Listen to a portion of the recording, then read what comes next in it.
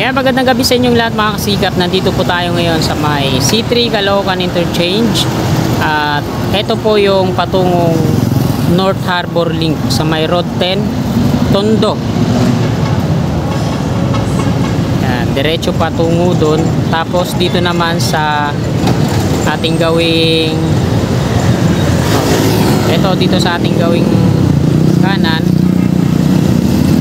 ito naman yung patungo ng Valenzuela. Ito yung NLEX Harbor Link. Ayan yung sa kaliwa natin, yung right of way ng NSCR patungo dun sa Malabon at Caloocan. Ito naman yung 5th Avenue dun sa unahan, C3 Road po ito.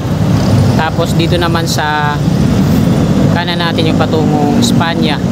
Ayan yung NLEX connector. At yung right of way ng NCR sa kanan naman, ito yung maraming puno, no? At hanggang dito na lang mga kasikap yung short video natin. Palike naman po at God bless po sa ating lahat.